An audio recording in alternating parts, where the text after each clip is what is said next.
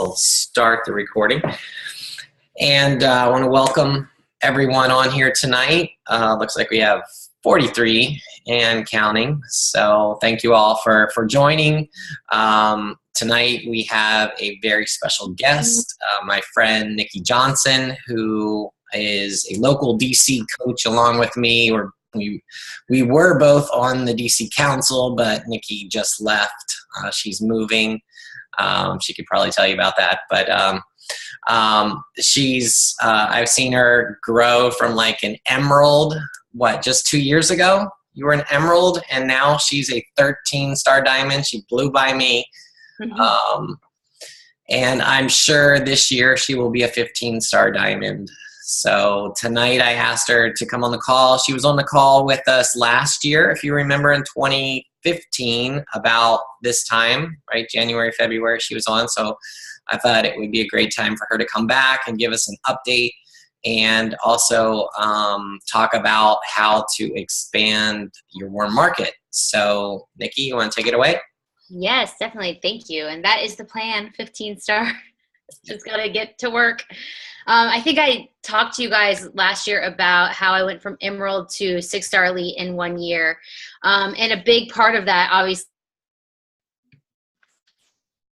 and so I don't have fancy slides this time, but I do have a lot of things to talk about with you guys. So if you want to take notes, I would highly recommend that. And I'm going to go over how to grow your network for free, and then also how to grow your network, spending a little bit of a marketing budget, which I recommend that you have. So my first tip for you is to make your Facebook page public. I know some people can be very weary of that because of, you never know who's out there on the internet. But from this point forward, Facebook is your business and it's your storefront. So if you think about if you had a brick and mortar store, if you had all of the windows, the drapes closed on the windows, and it was dark inside, nobody would come into your store, right? So you have to think about Facebook as your storefront. The people who are looking for coaches are going to be going to coaches whose profiles they can see. They can see all their posts. They can see what they look like, because you have to remember that people are connecting to you, not the products. You are the brand. So you can set your settings so that certain posts are public and certain posts only go to your friends if that's a concern of yours. And also, if you have a high profile job where you're very, very concerned about that, then I've heard of people that say you just have to do it. It's kind of like being afraid to drive a car because you're afraid of getting in a car accident. Like, you just can't have the what ifs. But if you're really, really nervous about it, you can always create a like page, which I'm going to go into in a little bit. But that is my number one tip. You must go public. And with that, you must be posting things on Facebook that are adding value to people's lives. So I like to think of my target market mostly are women in their early 30s or late 20s, and they have kids, and they're like looking to lose baby weight, because that's kind of how my story is. So think about who you were before you found Beachbody, and that's probably who that you're going to connect with the most, because you can relate to those people. You can relate to their struggles. So really try to dig deep and figure out what has Beachbody given you in your life and what it can give to these people. So every single time you're posting something on Facebook, you want to be talking to that specific person. So I have a lot of my coaches do this where they really think about one person. They give her a name, they go on Google and find a picture of her, and then they write down her fears and what she's afraid of and what she's looking for in her life, and they print it out and they put it on their wall or whatever by their computer. And every time they're posting on Facebook, that's who they're thinking of. My girl's name is Tara. So every time I'm posting on Facebook, I'm thinking of Tara. What does Tara want to hear from me? What does she want to see? And that's how I create all my posts. If you go to my Facebook page, you'll see you cannot scroll twice without seeing something related to the coaching opportunity, without seeing something that I have to offer. You can see I run challenge groups, I work out, I'm a coach. So whenever someone visits your profile, so maybe tonight after we get off the call, go to your Facebook page or go to your Success Partners Facebook page and do an audit of each other's pages and just say like, hey, if you were a stranger, could you tell from scrolling a couple of times on my page that I'm a coach, that I have something to offer, that I offer challenge groups? So that's a great way for you to start really being more intentional about what you're posting, because we want to be attracting people to us. So another reason you want your Facebook page to be public is because when people start commenting or liking on your pictures, then their friends and their friends of friends, it starts popping up in their newsfeed. So this is a way I've gotten so many friend requests or messages from people that even that I went to high school with that I don't even remember. I'm not friends with them on Facebook, but because somebody else from high school liked one of my pictures, like a transformation picture, then they reached out to me and they're like, hey, remember we went to high school together? So-and-so liked your picture. It came up in my newsfeed. I saw it. I'm interested. So that's another benefit to having your page public, or at least certain posts public on your Facebook page, because you just don't know how far it's going to reach. And that's the point. You want to reach as many people as you can. Also, check out your cover photo.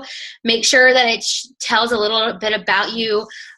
So on mine, I have like a picture of my family. I have, a picture. I just updated it today, but you can go through some of my old ones too. Sometimes I'll have like a transformation picture, just so when someone visits my profile page right off the bat, they know a little bit about me. And if they click on my cover photo, I have a whole little spiel about who I am and how, I can offer help to them in many different ways with my fitness or my business. And then make sure when you're posting that you're posting at least at a minimum 3 times a day. Sometimes, I go up to 5, just depending on if I think it's worth adding value to my network. A great way to also add new friends is the friends of friends. I'm sure you guys all know that. A lot of you probably have a lot of coaches now in that friends of friends category, but sometimes if you scroll through, you might be able to find some people that, could relate to your niche. And I'm only friend requesting people that I think would benefit from me. So I don't friend request any guys because that's not my niche. And I'm just going through to see who I have in common with people. I'm kind of maxed out on that category now that I've been a coach for 2 years. But it's not weird. I know sometimes people think, oh my gosh, it's so weird to like friend request strangers. But honestly, it's really not. If you have a public profile and they can kind of like go to your profile and check you out before they accept your friend request, then maybe that's going to be enough for them to be like, okay, she's not some weirdo, crazy stalker girl, that I can accept her friend request and be okay with it. And then you could even send them a note and be like, hey, we have this in common, or I liked this thing you posted or whatever. And that way you're making a connection right off the bat. You're not even mentioning anything about Beachbody. Another great way to add friends is, so if you have a significant other, and like me, my husband and we did not meet until after college. So he has all of these friends from college and high school that I don't know, and they don't know me, but they know I'm his wife. So what I did was I went to his friends list, and anyone I thought would be, in my niche, I started friend requesting them, because I was like, they would be like, oh, hey, that's Ben's wife. Or they saw like a couple of friends in common that I have with my husband, and they would be like, okay, yeah, I'll accept her friend request. And so I've gotten a few people who have messaged me and said, hey, you don't know me personally, but I went to high school with Ben, and I saw your challenge group post. I'm really interested. Can you tell me a little bit more? And so that is just another way to tap into people that you don't know yet that can still be in your market, and it's free. You don't have to pay money. The other way that I have people add friends is through groups. And I know it's really common for people to join, so a lot of people want to join mommy groups, like for people in my network. And I find that a lot of those kind of groups are saturated with Beachbody coaches. So if you start thinking along the lines of if you do any research on hashtagging, they say avoid the fitness hashtags and, all the hashtags that are really popular. It's kind of the same thing with groups. So you want to avoid any really common groups. Think about the hobbies that you have and the groups that you might join, that have nothing related to fitness, nothing related to what you're doing. So for example, I like sewing. I never have time for it anymore, but I am in a couple of sewing groups. So I am in those groups. I have friends who are really into a certain breed of dog, and they're in groups on Facebook. You can find groups for anything. You can just type in the search bar any kind of group. Like maybe you like motorcycles, or maybe you like crocheting or ice skating or something, and you can be in those groups and you can be adding value in those groups. So you're not going in there and spamming people. Like I see so many yard sale sites, people like spamming people with their 21-day fix posts or their like join my challenge group posts group, and you're in it every day, adding value to the conversation and asking questions. Another group I'm in is for crystals. I'm really into crystals, and you're starting to build relationships with these people that have nothing to do with Beachbody. And when you go to friend request those people, then they're more likely to accept your friend request because they've seen you post in the group. They've seen you add value. They trust you. So that's just another way that you can gain friends without having to feel like icky about it or feeling like you're like out to get those people. You're just genuinely wanting to make new friends and you have something to offer them. And when they accept your friend request, and they start seeing your posts and you start commenting on their stuff, because if you don't know anything about Facebook and Facebook affinity, when you start commenting more on someone's stuff, you start showing up more in their newsfeed. So there is actually, I don't know, Greg, if you've seen this. I don't even know who made it. There is this, I can send you the link when we're done. It's called the A to Z system. And you basically go through your Facebook friends list and you go like AA, AB, AC, and you go through all of your friends, like, and you start connecting with all of them. So if you have like a system, and you don't have to message them or like invite them. You can just go to their profile and like comment on a picture. And so the more that you start commenting on people's pictures, the more you'll show up in the news feed. And so I always say this to my coaches, like, so you have all these friends, you went to high school with them, and you're posting about your challenge group, you're posting about the coach opportunity, and no one's interested. But if you think about it, when is the last time that you talked to some of these people? Maybe they see your post, but they are too afraid to reach out to you because they think maybe, oh my gosh, Nikki and I haven't talked for years. Like if I join her challenge group, that's kind of weird. I'm not comfortable. But if you're out there adding value to people's lives and commenting on their stuff or checking in with them just to see like how they're doing, then the next time you post a challenge group post, they're more likely to join you and say, hey, I just talked to Nikki not that long ago, like 6 months ago, so I think I'm ready for that challenge group. I feel comfortable enough to reach out to her and to join her because we didn't talk that long. It wasn't that long ago. So you always have to be thinking in that sense too. So it's not necessarily about, inviting them. You just want to be like adding, I call them deposits. You're adding like value to their life. It doesn't have to be anything about coaching. You can just say, comment on a picture. I mean, how much do you love when people comment on your pictures? It's like, oh, thank you. You're paying attention. It's not just a like. People don't care about likes. They care about comments. Or if something reminded you of someone and you had a connection with somebody, like you went, like I just think about one of my friends from like middle school. I haven't talked to her in years, but we went sledding and it's snowing. So maybe I'll reach out to her and be like, oh my gosh, I was just thinking about you. Remember that time we went sledding and I busted my shin? I still have a scar there. It's so crazy, blah, blah, blah. Like, how are you doing? Just like a way to kind of initiate the conversation. It doesn't have to even, be about Beachbody. And then maybe it comes up in conversation. Maybe it doesn't, but at least now you've initiated that conversation. It's not as awkward, and maybe you'll start showing up more in their newsfeed and they'll see your next invite and be ready to join you. Okay, another way to expand your network is wear and share. I know that seems so silly, like, oh my gosh, but I think almost every time I wear something that's, we're so lucky to have these brands that everyone knows because of the infomercials.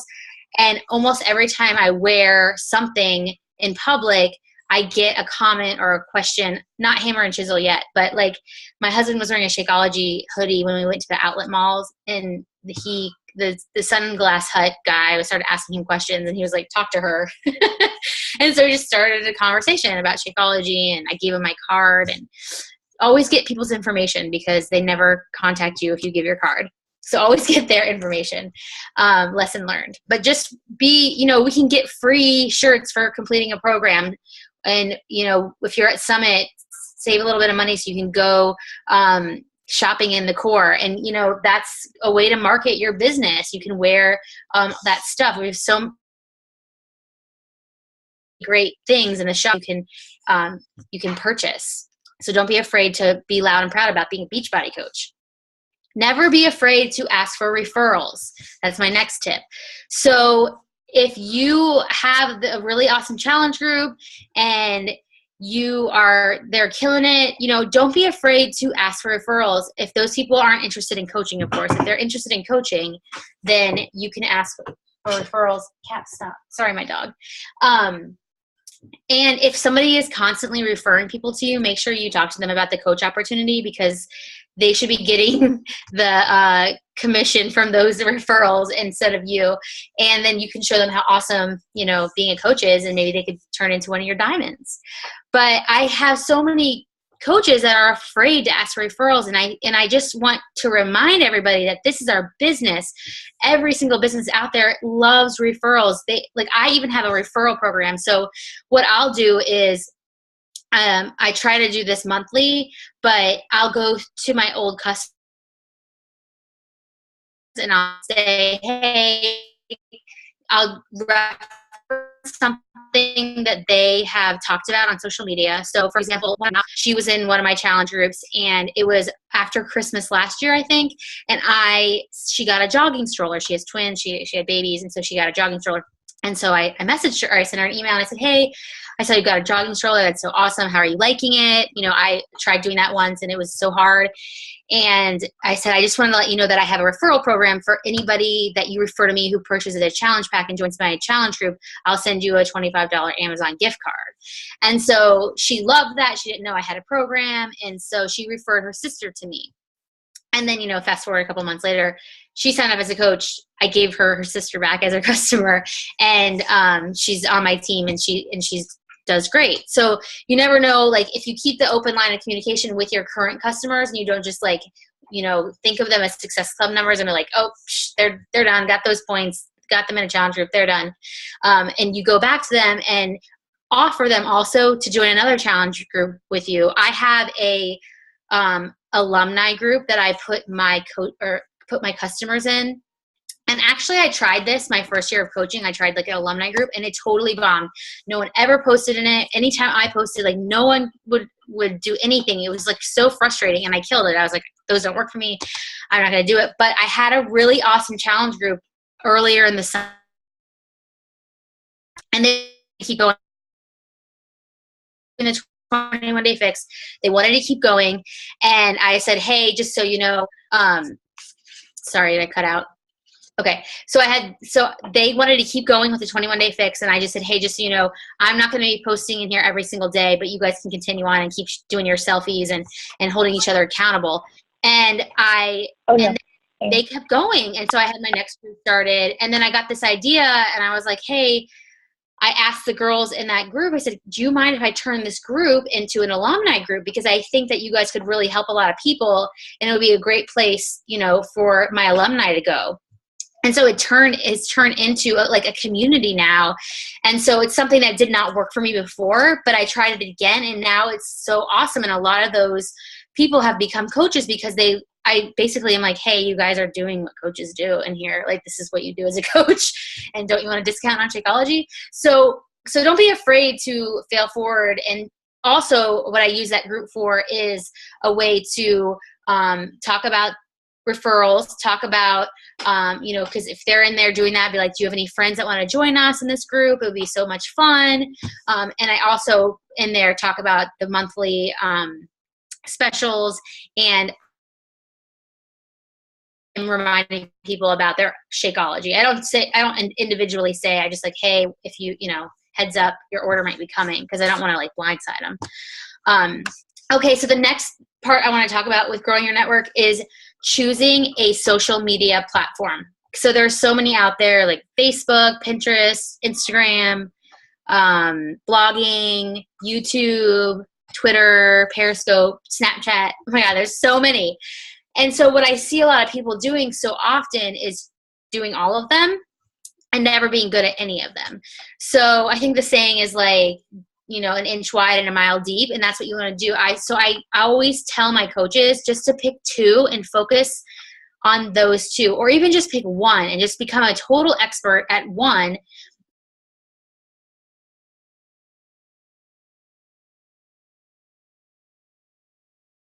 And not enough focus on one thing, because what happens these platforms is they take time to grow, especially growing a like page.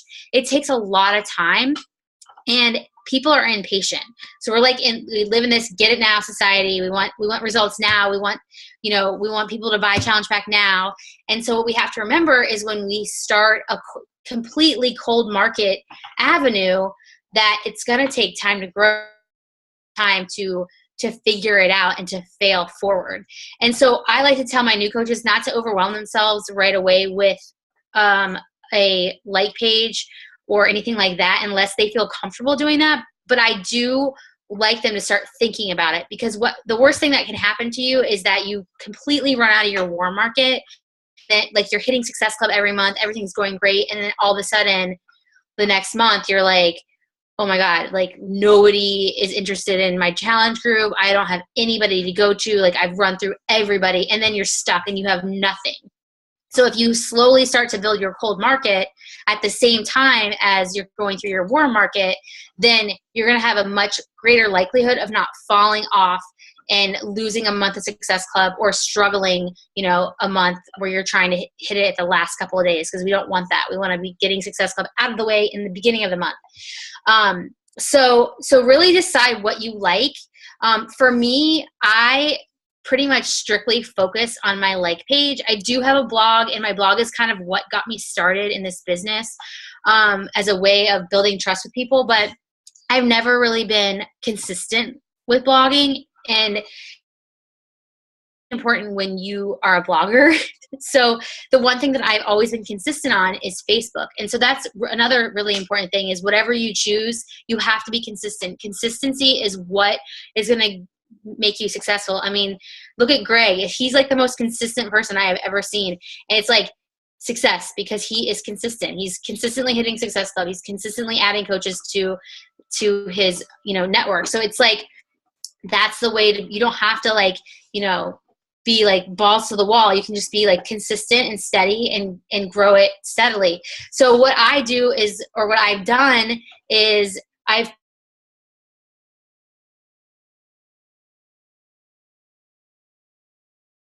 like page and I do Facebook ads, and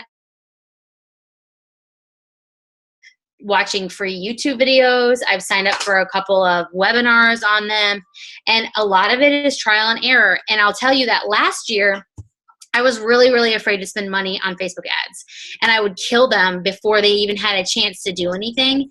And it totally, I didn't see any growth because I was just killing them way too early. And then one month I was like, okay, I just have to just let it run. And then I started seeing, some people come from my ads. And so then I started feeling more comfortable and just learning a little bit more, and then adding a little bit more money. As my income grew, I was able to grow my budget. And so you have to think about this as your business, and that money that you're spending is going into your business, and it's going to return to you. It's not going to be immediate. And whether it's you're running Facebook ads or you're doing Instagram ads or Pinterest ads, I mean, every platform now you can run ads on. And with this business, you're not going to get an immediate return on investment because it's a relationship business. You're going to get people who are coming to you who are going to start friend requests. You can friend request them. They can friend request you. They're going to start following you. They're going to like your like page, and they have to build trust. I have so many people who have filled out an application of mine 6 months ago, and then 6 months later they come to me and they're like, hey, they'll finally answer my email or something, because most people ignore me. So it just takes time. They just have to build that relationship with you to feel like they trust you, and feel like scam them and take all their money and not give them the 21-day fix or whatever you're offering. So when you're choosing your platform, I'm kind of going off on a tangent here, but just make sure that you love it, because if you think that it's a chore and it's like a job and you don't, it's not fun, then it's going to be harder for you to maintain. Like I downloaded Periscope when it was like the new hot thing. I think I did like one video and it was like of my kids because I didn't know how to use it. And then I was like, I don't think I can do this. This is just way too overwhelming for me. And I'm not ready for this. But you see, you know, a lot of coaches taking advantage of it and using it to their advantage. So it's just up to you what you're comfortable with. One of the reasons I have a YouTube channel is just so I can have training for my coaches, so I can send them a video. And I don't use Twitter at all. I do have a Twitter handle, but I do not use it at all.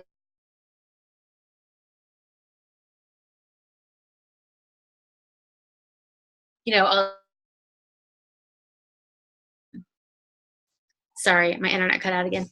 If anyone knows how to use Twitter, has success with Twitter in their business, I would love to hear it. I'm fascinated to know how that works for people. So with that being said, that is what I have for you guys on expanding your network. I'll take questions. Hang around. Have you ever tried to use Pinterest at all?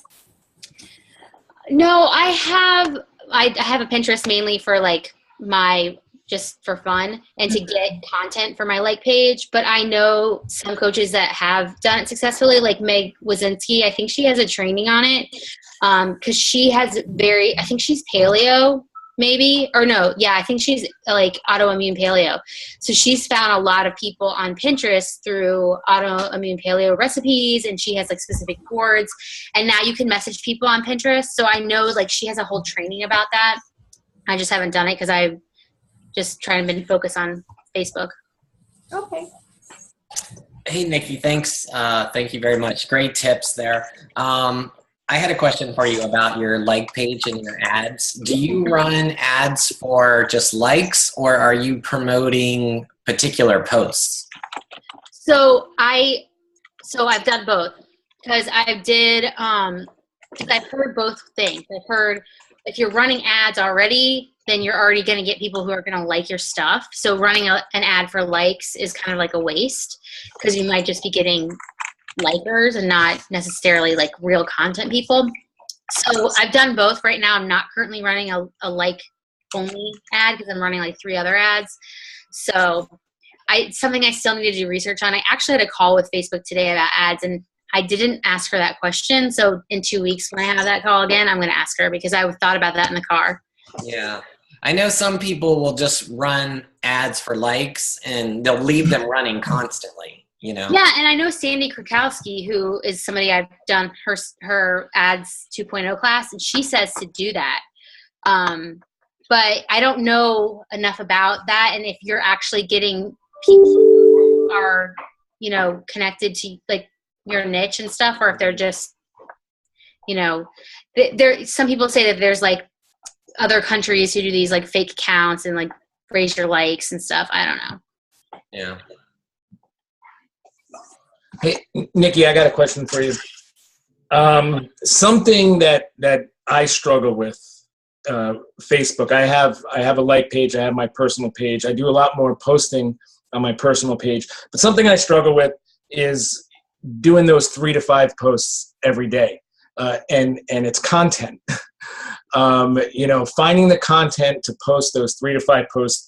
You know, and you said this a few times in your call. Add value to people's lives. You know, so that's what I try to do too. Of course, I'm posting my workout accountability and Shakeology. I'm not posting it to sell it. I'm posting it because I did it, and that's, you know, I do. You know, I have my groups where I post that too. But it's just finding other things to post about. And the second part of that question is, as coaches, you know, we want to share this opportunity. So we like to post about the successes that we have.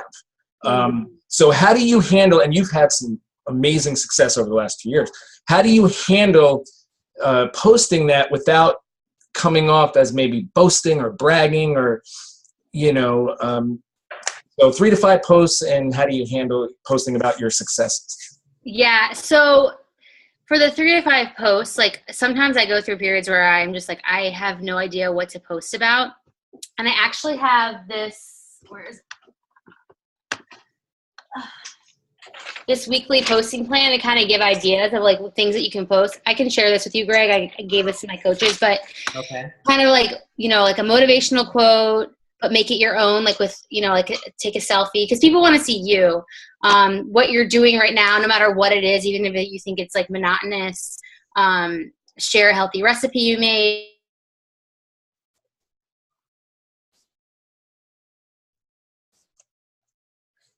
Kind of like showcasing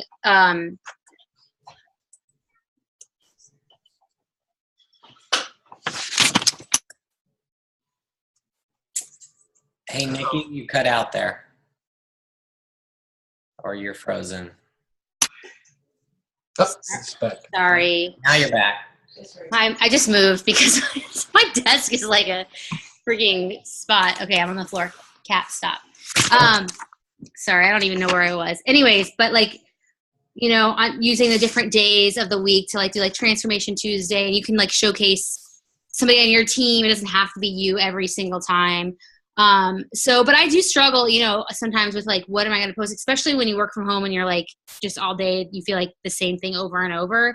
You just kind of have to get creative and just think outside the box. And, I try to talk about the coaching opportunity as much as possible, but not in a like, come join my team kind of way. It's just like, oh, look at what I can do because I'm a coach, and so it's kind of just like you're sprinkling it on. Like my last post that I made tonight was about being a coach and how it's changed my life. So when I talk about my successes, I don't really talk about the income that much. I kind of just kind of show it in a way, like talking about how we can travel more, or I did something about paying for my groceries the other day. So it's not necessarily like, oh, look at all this money I'm making, or like, look at all these cool things. It's like, it's just kind of like, this is my life now, and I can do it because I'm a coach. I did do one, I think it was like in January, I did do an income post. I did like, this is what I made in December of last year. And then I just did like, and I gave myself this much of a raise. But I don't do that many, because now I'm to the point I feel like where it's almost like unbelievable. It's like people are like, oh, really? Is that really, real? So it's like, I think it's more relatable when you're a newer coach. Like I just had a coach who she's a PhD student, and she talked about how broke she was in the beginning of, being a student, and how thankful she is for Beachbody because she was able to like buy gas this week. When before she was like struggling. And so I feel like those little successes too are just like way more impactful than me being like, oh, I got like a 300% raise, so don't be afraid to talk about the little things, because those are really the big things. Awesome. Thank you, Nikki. Mm-hmm. One more follow-up question. Do you have a dog and his name is Cat? His name is Cap, like Captain America. Oh, okay. I thought you kept saying cat, but it was a dog. That would be awesome. Oh, I see some questions in here. Okay, how long do you generally run your ads for? I usually will do it. It really depends. Like I'm playing around a lot with ads this year. I usually will do like a month though. I'll do like a monthly recruiting ad and a monthly challenge group ad. And that's like pretty much my go-to. I was like having a really hard time with ads in the fall, and I was almost giving up on them.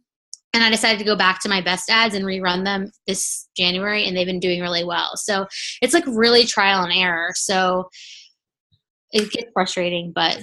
So I found it a lot easier to do ads for free groups. Do you do ads for free groups, or are you advertising directly for a particular program? I don't do free groups. Oh, not at all. Mm-mm. Okay. Wow.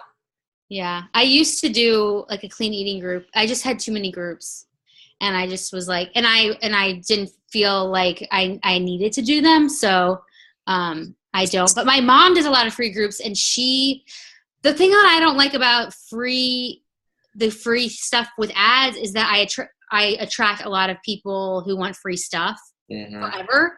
Like they just always want free everything. So I have tried it, and I've also tried different ways, like having people join. Like I've done it for a sneak peek, like, oh, just join this group for a sneak peek, and they all get put in a group, and I'm like, yes, I have all these people in this group, and then like none of them accept my friend request, and none of them respond. I'm just like, So I find it better to have like an application so I can email with them and talk to them and like build a relationship. That's what works best for me. Okay. So you just advertise for a general fitness group. I actually just advertise for the 21 Day Fix. Oh, okay. But do you say 21 Day Fix in the ad? My picture is a picture about them. Okay. So I think because people know it, I might need to start changing it up. I'm getting a lot of people who already have the program. They just don't have a coach. They like ordered it from online or whatever. So I'll put them in my alumni group because I don't like run it really. So usually from there, they see other people on Shakeology and they'll try it out. But I probably need to switch up my ad because that's becoming really common now, is that they all already have it. Mm-hmm. They just want the group. So on your like page and your personal page, do you post the same thing on both, or do you different for each one?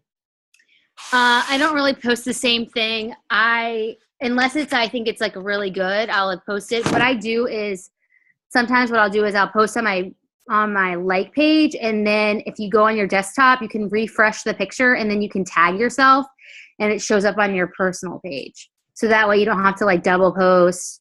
But I try to keep it different. I have a question for you. Your ads that you do for recruiting, how successful are they for you? And like, do you have a specific time period that you set them for, or like, is there a better time of the year or month to do them? Is there like a secret to that, or? Not really. So like they did really well. And like I had 2 that did really well in like April and May were like my best ones. And I started playing around with like the picture and stuff, and they didn't do as well.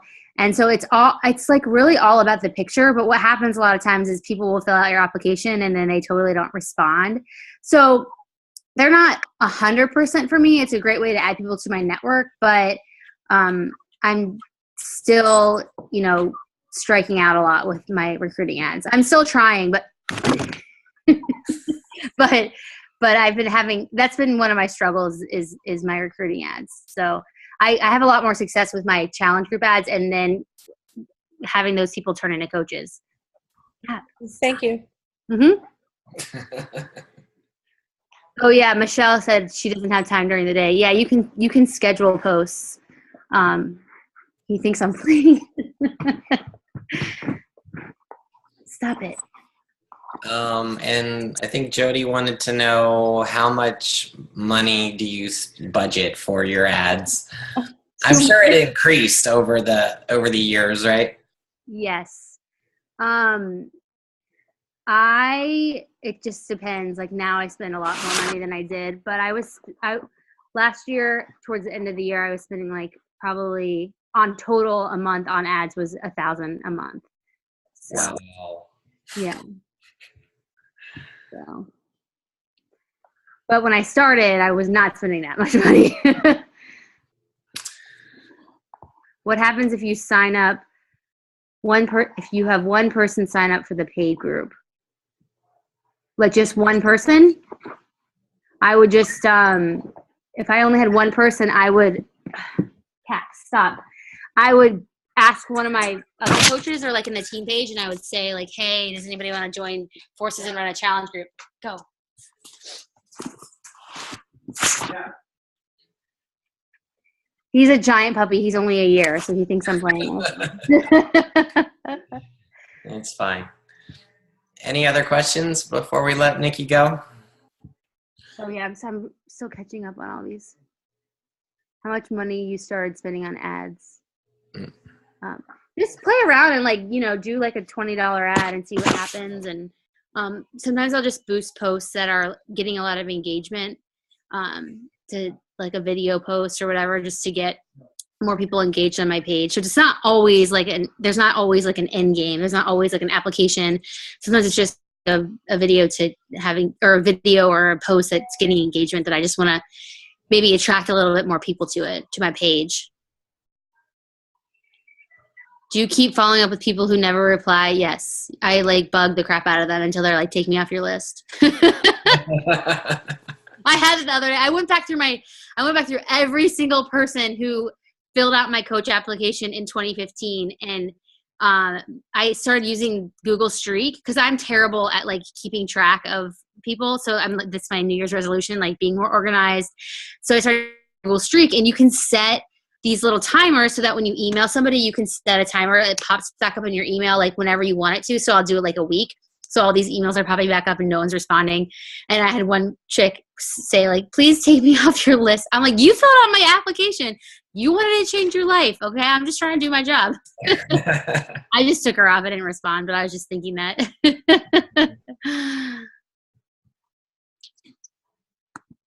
Yeah, I think that's key to be successful. You gotta follow up with people. You gotta nag people. You know, you kind of gotta be the person maybe that you may not want to be to your friends, but you know, if you've got somebody like in your free group that joined your free group or filled out an application, you just gotta bug the crap out of them until they tell you no or yes. You know.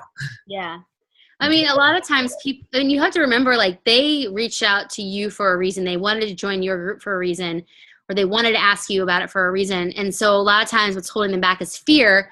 But if you're there for them and you let them know that, you know, you're here, I'm just checking in with you. I wanted to see you, you know, you're doing them a favor. Like, they will thank you for it eventually. I promise. Like, everybody who's come back around, it's like, thanks for not forgetting about me, or thanks for like following up with me. So don't be afraid to follow up with people. Do I run a group on Team Beachbody or only Facebook? What do you mean? Like on the message boards? Is that what that means? I think so. I don't even go on that. I don't even know. I have like friend requests and stuff. I don't even know my screen name. Yeah. Facebook only for me. That's where all my people are. So I just go where they are. Mm-hmm. Okay, Nikki. What? Did she answer the question? I should post on Oh, another one? the web page than she does on her. I don't know. What was it?